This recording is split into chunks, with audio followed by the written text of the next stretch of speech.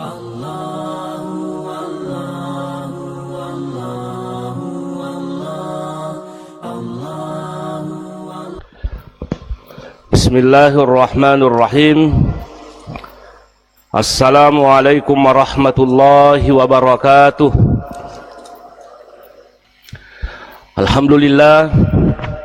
Alhamdulillahillazi biyadihil mulku wa huwa ala kulli syai'in qadir.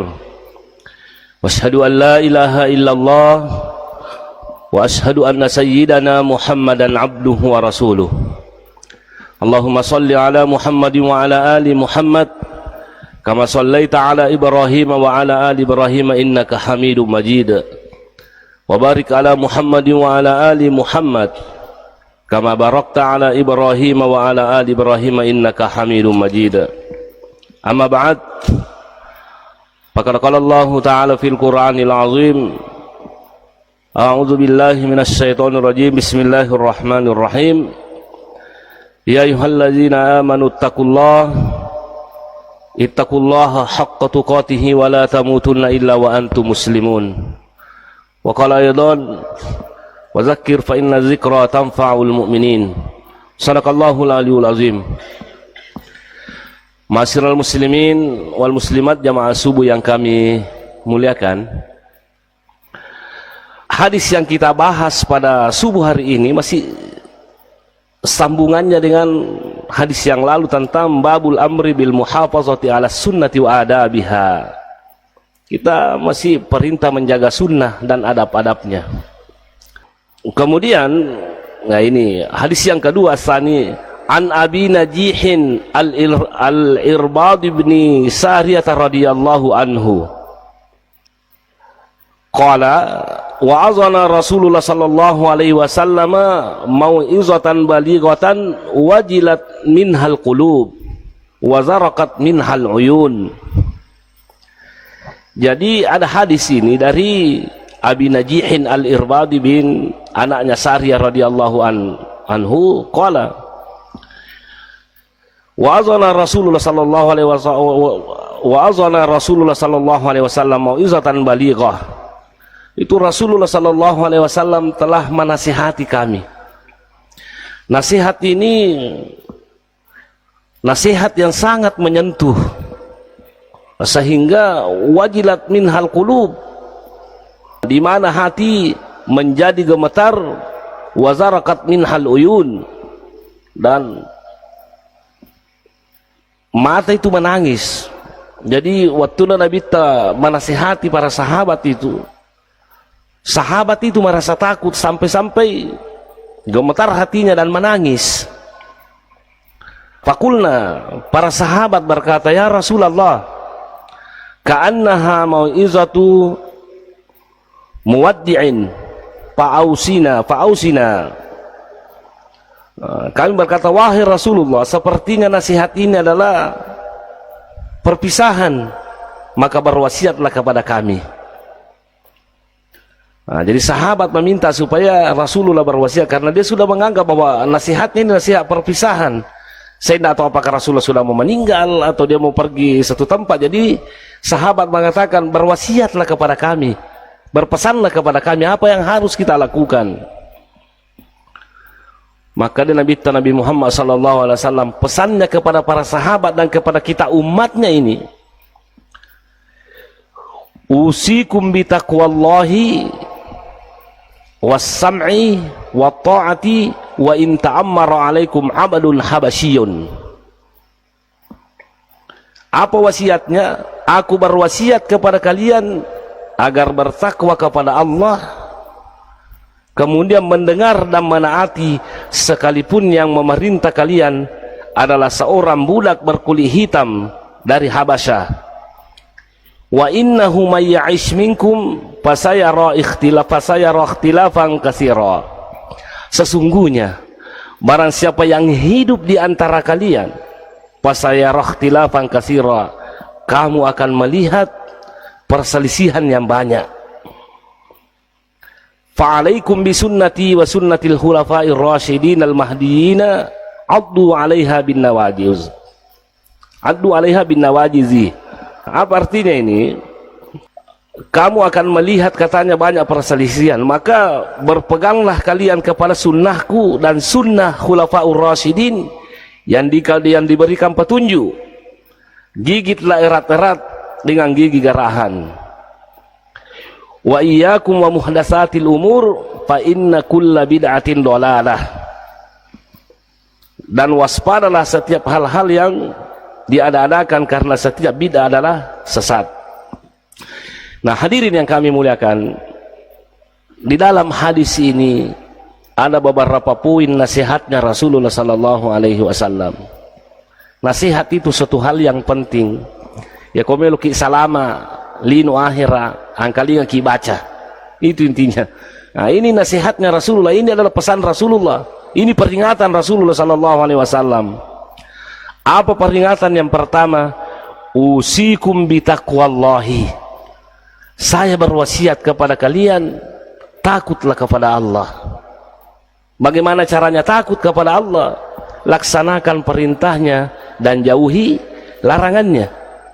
Di dalam kitab ini, Nuzhatul Muttaqin, ini syarahnya Riyadhus Shalihin, dia mengatakan bahwa kenapa kira-kira pertama yang diwasiatkan Rasulullah sallallahu alaihi wasallam adalah takwa. Magina kala Nabi ta itau kuripong Allah Ta'ala. Bahkan hadis Rasulullah sallallahu alaihi wasallam mengatakan di tempat lain, dia mengatakan, apa kata beliau? Ittaqullaha ittaqillaha haitsu ma kunta. Takutlah kepada Allah dimanapun kamu berada. Kita mau naik ke tanah suci, Allah Subhanahu wa taala mengatakan fatazawwadu fa inna khairaz zadi taqwa. Takwa yang paling bagus itu. Bekal yang dibawa ke tanah suci adalah takwa. Orang yang paling baik di antara kita ini bukan hanya yang paling banyak hartanya, tapi inna akramakum indallahi atqakum. Orang yang paling bagus adalah orang-orang yang paling bertakwa kepada Allah Subhanahu wa taala. Nah, apa sih fungsinya takwa? Aga gunanya takwa. Apa fungsinya kita melakukan perintah Allah dan menjauhi larangannya? Ternyata yang pertama fungsinya anna taqwa sababun najati minasyada'idi wa jalbar rizqil halal. Sesungguhnya takwa itu atau orang-orang yang bertakwa menjadi sebab salama ki boleh risusai, salama ki boleh ripandaritaannya. Jadi artinya ia komoloi ki susah toli tinggarang ipong Allah Ta'ala. Jangan ki jauh dari Allah Subhanahu wa taala. Saya sudah sering sampaikan ini. Mulai ki susah, kita kembali kepada Allah Subhanahu wa taala. Itau ki. Nah, tujuh ki susah, wadi jajang ke jama masalah pura tajama, tapi jadi gitu. Hentikan itu. Boleh jadi ada sesuatu yang menimpa kita yang kurang enak. Itau ki ripong Allah Ta'ala. Maka namagi dan namakonku ke kehidupanku sempit, ya karena mungkin Anda jauh dari Allah Subhanahu wa taala. Coba ini saya sudah sering saya terangkan pada beberapa minggu ini tentang persoalan masalah takwa ini, masalah hujan kan. Masalah hujan tidak mau turun. Kita harus bertakwa kepada Allah. Walau anna ahlal qura amanu wattaqau la fatahna alaihim barakatim minas samai walakin kazzabu fakhasna bima kanu yaksibun. Mitau kiri pong Allah Ta'ala itu hujan akan turun. Dapat barakah pong Allah Ta'ala. Nah, sekarang ini turun lagi hujan, bertakwa kilai kepada Allah. Apa yang menjadi masalah maku? Kue musim kemarau mati tanah-tanahnya. Sisana bosi mati si palabui. Ini persoalan. Jadi makanya kata kuncinya kita harus bertakwa kepada Allah. Ya kami tahu kiri pong Allah Ta'ala, hadirin yang kami muliakan. Nama reka daleta. Takwa itu jalbar rizkil halal. Itu mendatangkan rezeki yang halal. Jadi kami tahu mau kiri pong Allah Ta'ala, makanya saya sering katakan. Dr. Aid Al-Qarni dalam bukunya Latazan, persoalan masalah rezeki, persoalan masalah makanan, jangan kita takut. Ini kuma tepat mau kiri pola ta'ala aja tapi tahu je. Tau kapire lagi na pandri pola ta'ala apalagi masalah tak kutu tepat. Tau majai lagi si pana mandre, apalagi orang-orang yang kita beriman kepada Allah Subhanahu wa taala. Cuma persoalan sekarang dia kata aja tuh tepat dia sukuru dia sabara sehingga tulinasan nalina nama perri itu silada bae masampaja tuli makolimi. Bukan persoalan seperti itu, Anda yang tidak pandai bersyukur. Kemudian dan intinya ternyata kalau kita bertakwa kepada Allah Subhanahu wa taala, in tattaqullaha yaj'al lakum furqana. Ini intinya. Dunia yang kita hadapi sekarang ini, kita hidup seperti ini, terlalu banyak problem, terlalu banyak masalah.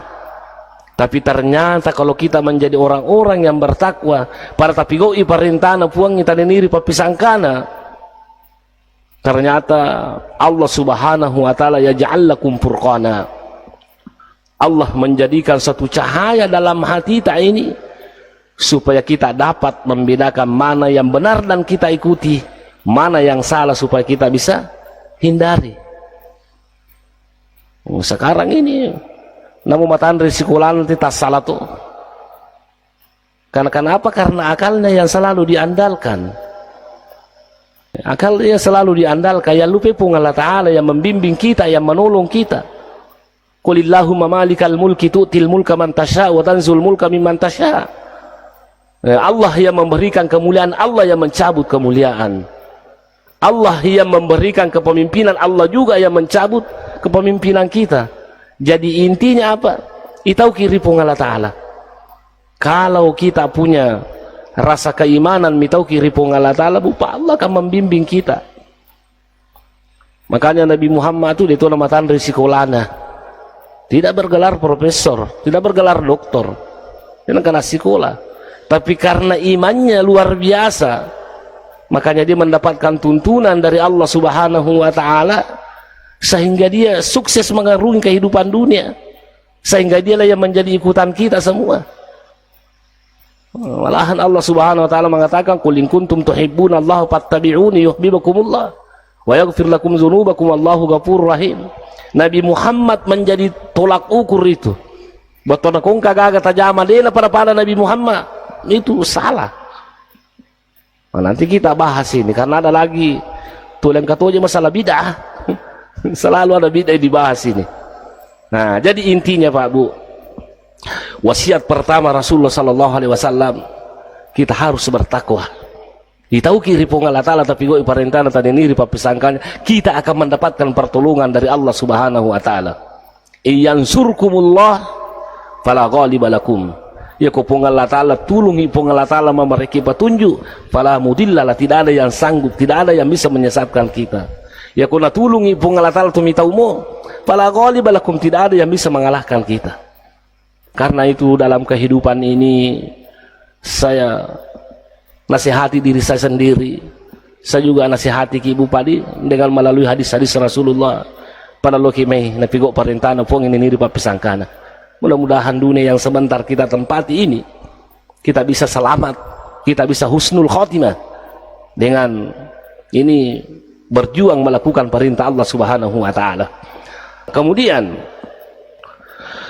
persoalan kedua dalam hadis ini, was-sam'i wat-tha'ah wa in ta'ammara alaikum abdun habasyun. Rasulullah sallallahu alaihi wasallam memerintahkan kita taat ki angkalingi bacaan pemerintah, taat ki kepada pemerintah. Walaupun yang memimpin itu orang tidak layak sebenarnya memimpin. Mana maksudnya tidak layak? Abdun habasyun, dia seorang hamba. Itu hamba budak itu kan tidak boleh memimpin. Dia akan menjadi presiden seorang budak itu dulu tuh. Tapi kenapa Rasulullah mengatakan seperti ini? Kalau Abdul Habasyun tidak mungkin. Dia ingin sebenarnya memberikan penjelasan kepada kita semuanya bahwa kalau ada orang yang sudah diangkat menjadi pemimpin, harus kita taat, harus kita taati. Makanya sekarang ini bicara pemilu tahu, jangan sembarang kita pilih, jangan sembarang kita pilih. Saya tidak bisa berbicara politik ya, saya tidak bisa karena saya tidak tahu. Nah, tentunya kita punya wawasan masing-masing. Cuma saya ingin berpesan kepada kita semuanya, pilihlah pemimpin yang bertakwa kepada Allah Subhanahu wa taala. Inilah kata kuncinya tadi. Kenapa tidak diawali dengan Ittaqullah. Pilihlah pemimpin yang takwa kepada Allah. Kalau pemimpin yang bertakwa kepada Allah Subhanahu wa ta'ala, dia akan mendapatkan pertolongan dari Allah untuk memimpin kita semuanya. Itu. Kalau pemimpin yang bertakwa, hadirin yang kami muliakan, in tattaqullah yaj'al lakum furqana. Pemimpin itu akan mendapatkan hidayah dalam hatinya supaya dia bisa membedakan mana yang benar, supaya dia bisa terapkan kepada kita mana yang salah. Kenapa? Karena mendapatkan petunjuk dari Allah Subhanahu wa ta'ala. Tapi lemene mi tahu ripong Allah ta'ala. Kung kalian akan sampai subuh babala itu. Apa pong Allah ta'ala lagi ini tahu apa lagi bangsa nata kung kepemimpin dia sumpah jangan ngabala. Saya ditanya orang, bolehkah memimpin non muslim Ustaz? Bolehkah memimpin? Di negara demokrasi kan siapa saja boleh menjadi presiden. Bolehkah Kristen? Bolehkah agama Hindu? Boleh. Kalau negara demokrasi Indonesia itu seperti itu. Makanya kalau ada yang terpilih kita harus hargai. Bukan kita mau bom, kita apa tidak. Makanya umat Islam harus pekan jaki. Pilihlah pemimpin yang bertakwa kepada Allah Subhanahu wa ta'ala. Kita akan mendapatkan pemimpin yang baik. Jadi hadirin yang kami muliakan, kita diperintahkan untuk mendengar dan taat.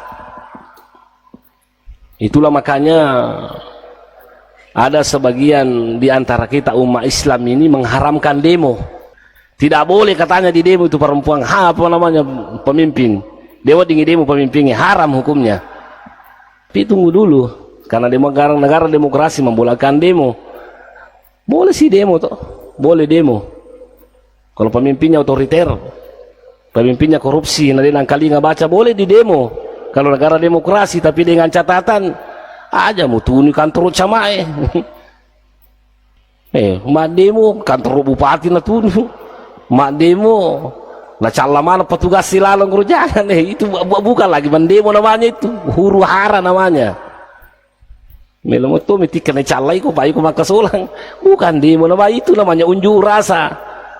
Na tunumanan ni bangin na panalawaman ng utoy namoy di deto dega salata deto na narule lumbat carame pa mulawaman ngi. Ini persoalan sekarang. Nah, jadi kita diperintahkan wajib taat kepada pemerintah. Sekarang ini umat Islam banyak yang tidak taat kepada pemerintah. Saya tidak tahu kenapa, ya. Bahkan ada yang mengatakan bahwa pemerintah itu adalah togut. Yang dinamakan togut itu ay punggawana kapire, masih sureng sitangi. Kenapa? Karena dia berlandaskan wa man lam yahkum bima anzalallahu fa ulaika humul kafirun wa man lam yahkum bima anzalallahu fa ulaika humul fasiqun. Barang siapa yang tidak berhukum sesuai dengan hukum Al-Qur'an, hukum Allah, maka dia kafir, dia fasik. Makanya ada orang yang selalu berusaha, kenapa sih Pancasila, kenapa bukan Al-Quran? Ini yang jadi masalah sekarang. Sehingga dia bandingkan Al-Quran dengan Pancasila. Mana yang lebih bagus, Pancasila atau Al-Quran? Pertanyaannya seperti itu sebenarnya salah arah. Tapi perlu kita arahkan bahwa itu Pancasila bertentangan dengan Al-Quran atau tidak. Dan ternyata ini kan 5 Pancasila, apa namanya, 5 silanya tuh, kita lihat tidak ada yang bertentangan dengan Al-Quran. Ketuhanan yang Maha Esa. Ini tafsir pendek Al-Quran ini, artinya seluruh ayat yang membahas masalah ketuhanan, nah kena mana ini ketuhanan yang Maha Esa. Qul huwallahu ahad, Allahus samad, lam yalid wa lam yulad wa lam yakul lahu kufuwan. Siapakah Tuhan yang Maha Esa? Allahu ahad, Allah Ta'ala sa'alilina. Dia nami mana, dia tu nabi manaki. Itulah tafsir pendeknya. Ketuhanan yang Maha Esa, jadi tidak bertentangan ji. Kemudian yang kedua, kemanusiaan yang adil dan beradab. Justru ini isinya Al-Quran, diperintahkan kita untuk adil. Kita berbuat sesuatu ya adil lagi. Ini tomatokku 2 anak ta, 3 anak ta, ada tapi silalegang ya anak ta. Itu yang dinamakan adil. Ya kau angka macaning, angka macuka aja, macam ni mana nggak nata. jangan dipisah-pisahkan. Makanya Rasulullah SAW mengatakan orang yang adil itu kepada anaknya berhak masuk surga. Aja tapi silalengan tak adil lagi. Inilah kan Al-Quran ini juga disebut ini. Kemudian beradab makiada ki, sopan, ramah, halus budi pekertinya, dan inilah intinya Al-Quran. Inilah misi yang dibawa Rasulullah. Innama bu'istu liutammima makarimal akhlaq. Inilah misinya. Jadi makanya orang yang mau merubah Pancasila itu perlu apa ya, guru-guru jadi kurang itu. Tidak usah kita rubah Pancasila. Nah, makanya aja Pancasila. Seandainya Pancasila itu melarang kita untuk sholat, itu baru kita bisa demo. Seandainya Pancasila melarang kita berhaji, baru kita bisa tolak menjadi falsafah, menjadi dasar negara.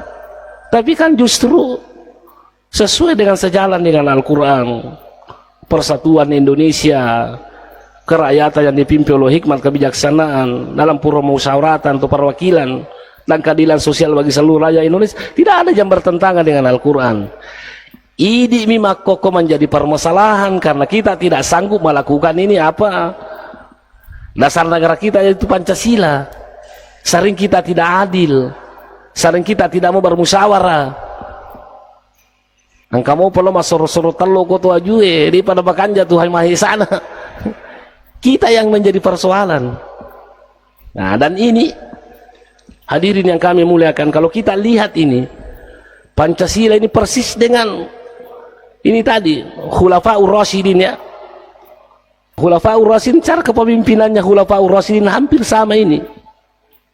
Umar bin Khattab itu gaya kepemimpinannya terkenal itu ada 5. Yang pertama, Umar bin Khattab itu suka bermusyawarah. Wasyawirhum fil amri fa iza azamta fatawakkal 'alallah. Suka bermusyawarah. Suka putukar pikiran. Dia puji makana, iya bos, Anda harus tunduk sama saya. Enggak. Nah, inilah kan sama dengan ini tadi ini. Bermusyawarah. Gaya kepemimpinannya Umar bin Khattab, kekayaan negara untuk melayani rakyat. Itu kan seperti itu Umar. Kekayaan negara untuk melayani rakyat. Artinya kekayaan negara itu dipakai untuk mensejahterakan rakyat. Yang ketiga, menjunjung tinggi kebebasan. Anda boleh berbicara, Anda boleh mengkritik pemerintah, tidak masalah. Dianggap sebagai penjahat kalau mengkritisi pemerintah, tidak.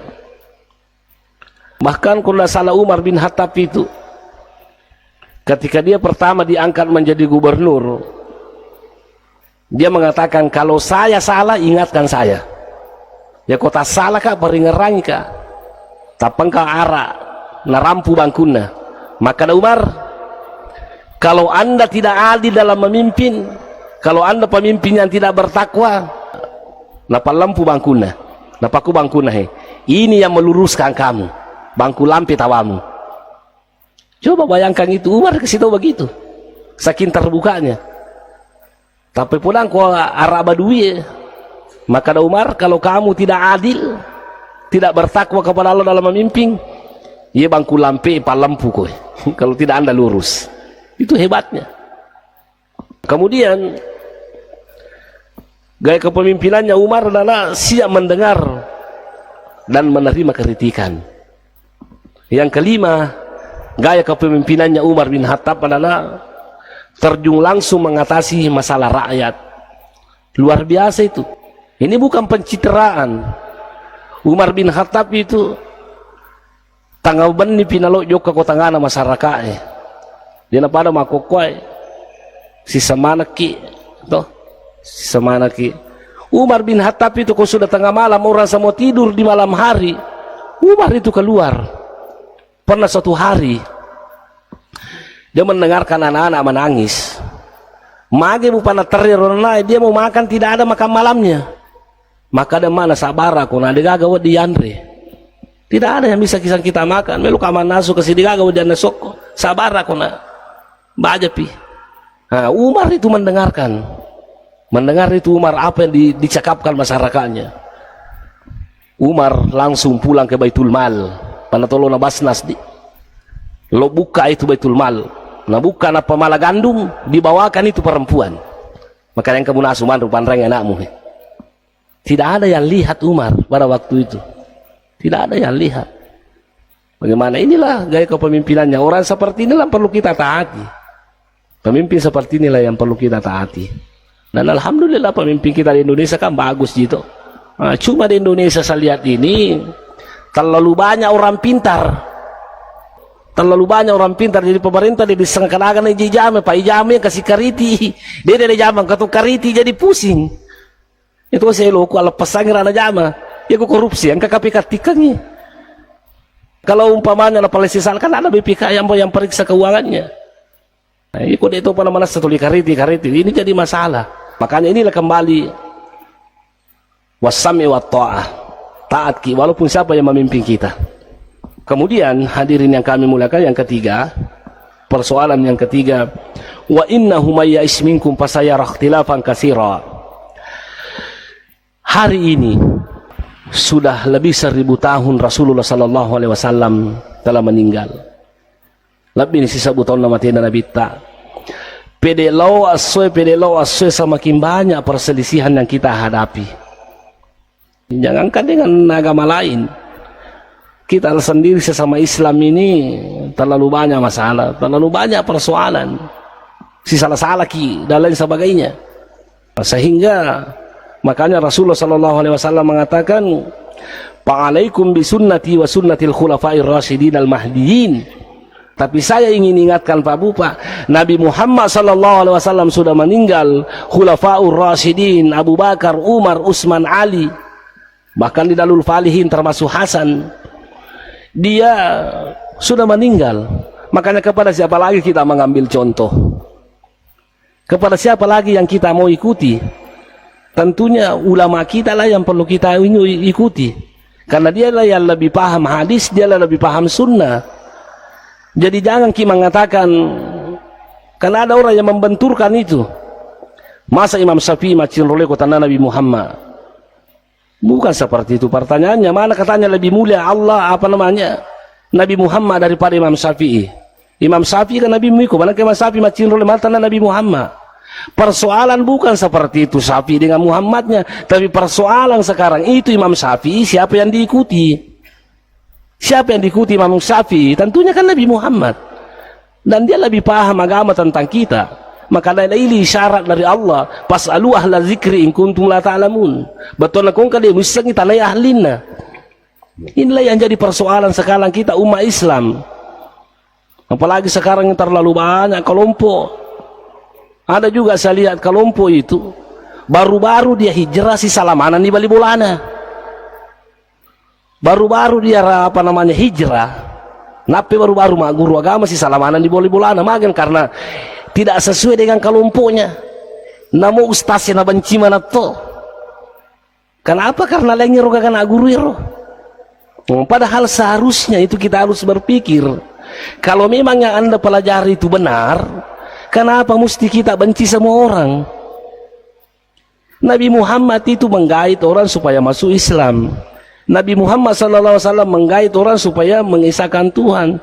Tapi justru mereka mengeluarkan orang dari Islam, menganggap dia ahlu bid'ah, menganggap dia orang sesat, ustaz ustaz jelek. Jangan ikuti pengajiannya, jangan seperti itu. Ini sudah jauh dari Rasulullah SAW. Dalam kitab Dalilul Falihin itu ya. Ini kita tidak boleh kalau kita mau berbicara masalah fikih. Ada sebagian ulama dari mazhab Syafi'i mengatakan tidak boleh kita keluar daripada 4 mazhab ini. Syafi'i, Abu Hanifah, Imam Malik, Ahmad bin Hanbal. Yang kita keluar dari 4 ini. Ada mengatakan wajib ke orang bermazhab. Kalau Anda tidak tahu apa-apa, ikuti itu yang 4. Karena ulama kita sudah mengatakan bahwa ini yang 4 ini Ahlus Sunnah wal Jamaah. Jadi ini kita harus saling menghargai. Ada orang bermazhab Hambali silakan, ada orang mau bermazhab Syafi'i silakan. Dan inilah yang paling perlu kita galakkan sebenarnya. Coba bayangkan itu Bu Padi, imamnya Masjidil Haram, ketika datang ke Masjid Istiqlal, dia membaca bismillah. Bismillahirrahmanirrahim. Alhamdulillahi rabbil alamin. Ar-Rahmanirrahim. Sudah sholat dia tanya. Syabdul Rahman As-Sudaisi ditanya, kenapa kau membesarkan basmalah sementara kalau imam di Masjidil Haram tidak pernah membaca bismillah mau apa tapi dia yang kalinga. Kenapa kau besarkan bismillahmu? Apa kata beliau? Saya menghargai anda karena anda mazhab Syafi'i. Itu namanya orang hebat. Jangan mentah-mentah bahwa saya imam Masjidil Haram salam anakku iko. Tidak. Nah, itu menghargai orang ya. Menghargai orang. Nah, itulah yang kita inginkan sekarang ini. Makanya saya berpesan kepada kita semuanya, silakan belajar agama. Silakan belajar agama kepada ustaz siapapun, tapi jangan kultuskan satu ustaz. Aja nasi di bang ustaz cocok. Apa namanya itu ustaz mato? Boleh saja salah. Kemudian selanjutnya persoalan yang selanjutnya, iyyakum muhdatsatil umuri fa inna kulla muhdatsatin bid'ah wa kullu bid'atin dhalalah wa kullu dhalalatin finnar. Jadi persoalan sekarang, Bu Padi, saya sudah terangkan masalah bid'ah ini beberapa pertemuan yang lalu, bahwa persoalan sekarang tentang masalah, bukan persoalan masalah bid'ahnya saja, bukan persoalan masalah hal barunya, tapi persoalan yang kita lakukan sekarang ini, ada nggak yang melanggar hukum? Ada nggak yang melanggar hukum? Mahapeki, mengaji. Bagaimana kalau kita mengaji, lihat HP? Sanggupkah kita mengatakan, oh itu bid'ah karena tidak ada HP pada zaman Nabi? Kenapa anda tidak mengatakan itu membaca Al-Quran melalui HP itu lebih bid'ah? Kalau itu yang kita mau pakai, bahwa segala sesuatu tidak ada contohnya dan bid'ah, berarti orang yang mengaji pakai HP dia masuk neraka, karena tidak ada contohnya pada zaman Nabi. Makanya di dalam buku ini, di dalam kitab Nuzhatul Muttaqin, ini yang disyarah oleh Dr. Mustafa Al-Bugha, 5 orang yang syarah ini, dia mengatakan persoalan yang kita hadapi sekarang, setiap hal yang baru, bukan persoalan barunya, bukan persoalan bid'ahnya, tapi persoalan yang kita hadapi, apakah anda mengaji melalui HP? Ada ayat Al-Quran yang melarang, adakah hadis yang melarang? Ya kode itu gaga matengi, namun dia nak kadapi go nabi tadi itu nama rigaga, kade itu gaga ayat matengi, itu gaga hadas matengi. Oleh karena itu hadirin yang kami muliakan, kita dibatasi oleh waktu. Kesimpulan dalam pengajian ini, bahwa mari kita sama-sama bertakwa kepada Allah Subhanahu wa ta'ala. Paloloki mene peliswe, kita jadikan Allah Subhanahu wa ta'ala sebagai penolong kita, sebagai Tuhan kita, berwadaki bahagia dunia akhirat. Kemudian yang selanjutnya, ternyata Rasulullah memerintahkan kita taat kepada pemerintah. Pemerintah dengan catatan pemerintah yang bertakwa kepada Allah Subhanahu wa ta'ala yang perlu kita taati. Pemerintah yang memerintahkan sesuai dengan perintah Allah Subhanahu wa ta'ala. Selama sesuai dengan perintah Allah Subhanahu wa ta'ala perintahnya, wajib kita taat. Madosa kikudan yang kali ngebacana. Kemudian ternyata Rasulullah sudah, ini mujizat Rasulullah ya, sudah memprediksi bahwa semakin hari itu semakin banyak perselisihan. Maka kembali kepada sunnah Rasulullah, kembali kepada sunnah Khulafaur Rasyidin. Kemudian hati-hati dengan persoalan masalah bid'ah, karena sesungguhnya pelaku bid'ah itu adalah termasuk orang sesat dan akan masuk neraka. Jadi inilah saya kira. Ada kira yang mau bertanya? Silakan. Assalamualaikum warahmatullahi wabarakatuh. Waalaikumsalam. Alhamdulillah wa syukurillah. Terima kasih atas kesempatan yang diberikan kepada kami. Iya. Saya singkat saja. Tadi banyak disinggung mengenai masalah pemimpin. Iya. Kebetulan sekarang ini kita menghadapi namanya pemilihan. Iya. Pertanyaan sebelumnya bahwa adakah tuntunan dalam agama kita, atau adakah tuntunan dari Nabi kita Muhammad SAW bagaimana cara kita memilih pemimpin yang baik. Kalau kita lihat sekarang calon pemimpin, sepintas lalu bahwa semua adalah baik, semua adalah orang bertakwa, semua mempunyai visi dan misi yang sangat bagus, ingin mensejahterakan rakyat, ingin menghapus korupsi dan sebagainya, ingin membangun agama dan sebagainya. Sehingga kami terkadang bingung untuk memilih bagaimana sebenarnya memilih pemimpin yang baik. Oleh karena itu pertanyaannya, adakah tuntunan dari Nabi kita atau dari agama kita untuk memilih pemimpin yang baik, sehingga nanti kita mendapatkan betul-betul pemimpin yang terbaik dari yang baik-baik semuanya. Terima kasih. Assalamualaikum warahmatullahi wabarakatuh. Sebenarnya ada tuntunannya ya, ada tuntunannya. Tuntunan yang pertama, serahkan pada ahlinya. Serahkan pada ahlinya. Karena kapan kita serahkan sesuatu bukan pada ahlinya, itu akan merusak. Itu tuntunan yang pertama. Tuntunan yang kedua, pilihlah orang-orang yang diridhoi oleh Allah Subhanahu wa taala. Nah, mana yang diridhoi oleh Allah Subhanahu wa taala? Itu tadi, dia bertakwa kepada Allah. Berarti orang yang tidak bertakwa kepada Allah jangan dipilih. Nah itu orang yang tidak bertakwa kepada Allah jangan dipilih. Mana dimaksud dengan bertakwa kepada Allah? Orang yang percaya kepada Allah. Jadi kalau orang tidak percaya kepada Allah jangan dipilih. Kenapa? Karena pengalatalan lagi di Tauri, apalagi bangsa nata. Banyak sebenarnya tuntunannya. Cuma kita mengatakan pusing aden dekada kena jadi pilih pak bertakwa mana ini solusinya. Sholat istihara kimatu kami kelima todo. Itu. Saya seperti itu. Kebel kalau mato doai sampai yang istihara kajo napo pabuta pataku kayak na tujuh. Artinya kan milo petunjuk kepada Allah toh. Karena kan semuanya baik. Milo petunjuk kepada Allah, ya Allah. Tapi tangga kasih kekan nama kanja utodo kue. Sudah. Setelah kita minta petunjuk itu pasti Allah akan memberikan petunjuknya. Kenapa pasti? Sholat istihara kan kita meminta. Kita berdoa, udah uni astajib lakum. Berdoa nanti saya terima.